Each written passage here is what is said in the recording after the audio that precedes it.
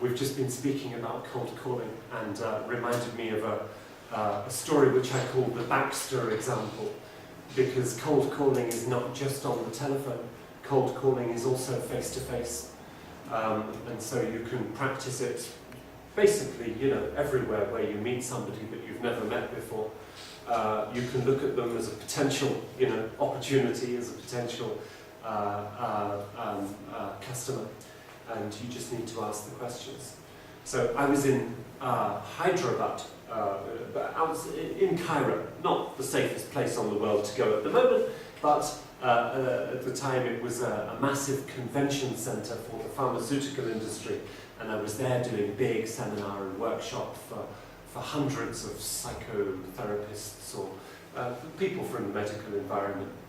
And the workshop was over, and I was just chilling and on my way home, but still a bit of time. So I went to the pool and swimming around a bit, and there was a guy in the pool with his son, and the guy was, the son was swimming up to the dad, and then the dad was holding his hands like that, and the son was standing on his hands, and he was pushing him up, and he was doing a somersault and flipping down, and the son was swimming really well.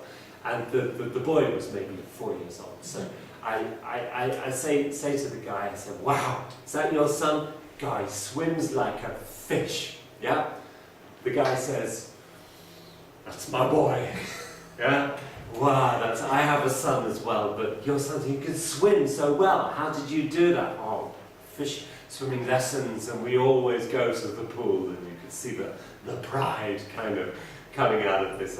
I say, "So you're here for the convention?" He says, "Yeah." I say, "So who do you work for?" He says, "Baxter." And Baxter's a massive pharmaceutical giant, and they've been on my customer potential, I want you as a customer, for years and years and years. I say, "Oh, Baxter, really?" And so I told him a little bit about what I was doing, and he says, "Oh, that's really interesting. Yeah, we would need something like that." And I said, "Really? Okay, well, I'll tell you what, give me your business card." He says, "Bit difficult at the moment.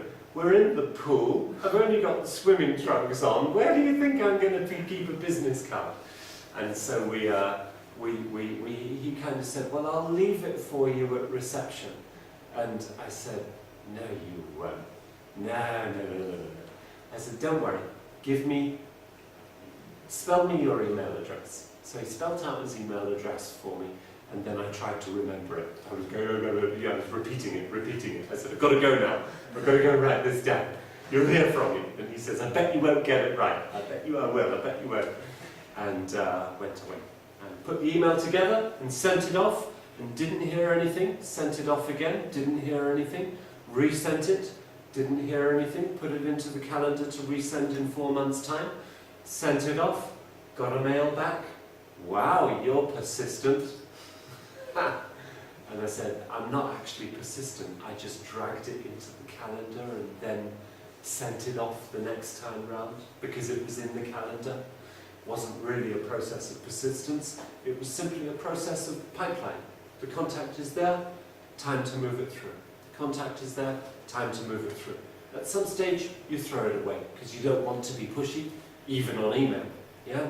But 3 or 4 times is legitimate sales practice. The power of 3, the rule of 3, very, very important.